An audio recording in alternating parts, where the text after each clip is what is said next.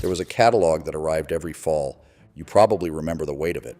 Thick as a Bible, wrapped in brown paper, and when your mother set it on the kitchen table, you knew what season it was, because that catalog was the season.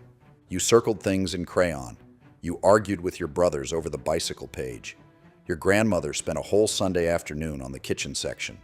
And somewhere near the back, around the holidays, was a section every child in America treated like a sacred document. That was the Sears catalog. And the company that made it was not just a store. It was America's nervous system, the place your family went when something broke, something needed replacing, something needed to be celebrated. Refrigerators, tools, tires, school clothes, engagement rings. For over 100 years, families trusted it completely.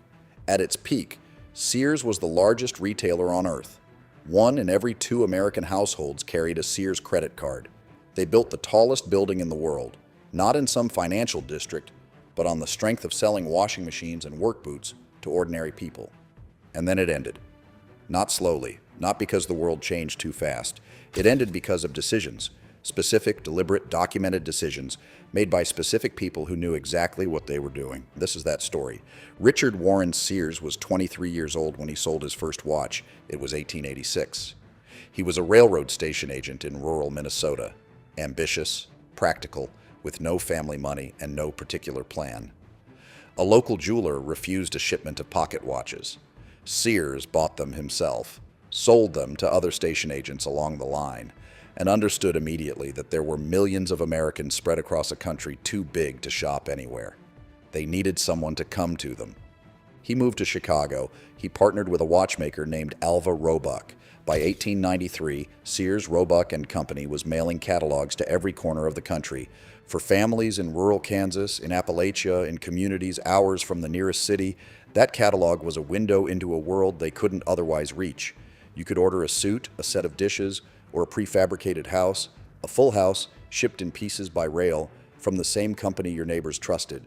By 1906, Sears was processing 900 orders an hour from a 40-acre complex in Chicago that included its own printing plant, its own power station, its own railroad siding. And it only grew. Through the Depression, through the war, through the post-war boom when every returning soldier started a family and needed a house full of things, Sears was there. The Kenmore washing machine, the Craftsman wrench, the Die-Hard battery, these weren't just brand names. They were objects that fathers handed to sons, tools with weight and memory in them. By 1969, they built the tallest building in the world and put their name on it. The Sears Tower, 110 stories above Chicago. The clearest possible signal. We are not going anywhere. They weren't wrong. Not yet. The trouble didn't arrive all at once. It arrived the way catastrophe usually arrives for the most successful companies, disguised as strategy, announced in the language of opportunity, approved by people who wouldn't be around to see the consequences. Through the 1980s and 1990s, the retail world was shifting. Walmart was growing. Discount competitors were eating the middle of the market Sears had owned for a century. And instead of adapting, Sears became confused about what it was. A discount store, a department store, a real estate company, an insurance company. They tried all of it at once and committed to none of it with any conviction. They sold the Sears Tower in 1994. They spun off brands they'd spent decades building. They made acquisitions that blurred an identity 100 years in the making. And then, in 2005, came the decision that would define the collapse. Sears merged with Kmart. On paper, 2 American retail giants combining to fight Walmart. In practice, 2 struggling companies lashed together and handed to a hedge fund manager named Edward Lampert, who was brilliant at financial engineering and had never run a retail company in his life. Lampert broke Sears into dozens of separate internal business units, each required to show its own profit, each competing against the others. He called it entrepreneurial energy. What it produced was paralysis. The appliance section wouldn't cooperate with home goods. Buyers stopped walking through the store because the store stopped feeling like one place. Workers who had spent careers learning to serve customers were trapped in internal battles nobody had signed up for. The stores deteriorated. Inventory shrank. The lighting went dim and stayed dim. Former executives who had given decades to the company described watching it being systematically taken apart. Not by misfortune, not by bad luck, but by design. Meanwhile, the financial arrangements continued. Lampert's hedge fund lent money to the company he controlled. Real estate under Sears locations was sold to a separate entity he largely controlled. The stores then paid rent to operate in buildings they used to own. Every year, more stores closed. Every year, more workers lost jobs.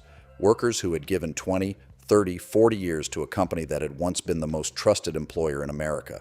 Their pensions were reduced, their severance was minimal, their decades of service disappeared into a calculation made far above their heads. In 2018, Sears filed for bankruptcy. 132 years after a 23-year-old in Minnesota sold his first watch and believed he could serve every family in America. The Sears Tower still stands in Chicago. They renamed it the Willis Tower in 2009. You can ride up to the observation deck and look out over the city and see, if you know where to look, the block where the original fulfillment complex stood. It's a parking lot now. The Kenmore brand was sold. Craftsman, the tools that lived in your father's garage, the wrench he bought the year you were born, was sold to Stanley Black & Decker. Die Hard went to AutoZone. The names survive in other companies' hands. The thing they stood for is gone. There are people in their 70s and 80s alive today who gave their entire working lives to Sears, who raised their children on those wages, who believed, because they had every reason to believe, that the institution they served would honor its end of the arrangement. It didn't. Not because it ran out of customers, not because Amazon appeared one morning and made it impossible, but because the people making the decisions at the end stopped asking what was good for the company and started asking what was good for the transaction. The catalog stopped coming a long time ago, but if you grew up in this country, you still remember what it felt like when it arrived, the weight of it, the possibility inside it, the hours your family spent with it spread across the kitchen table. That was real.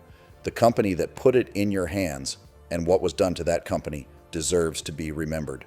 If Sears meant something to your family, if someone you loved worked there, if you remember that catalog, if you still have a Craftsman tool in your garage, leave a comment below and tell me. These memories deserve to be heard. And if you want to understand how the great American brands your generation built were quietly taken apart, there are more stories like this one right here. I'll see you in the next one.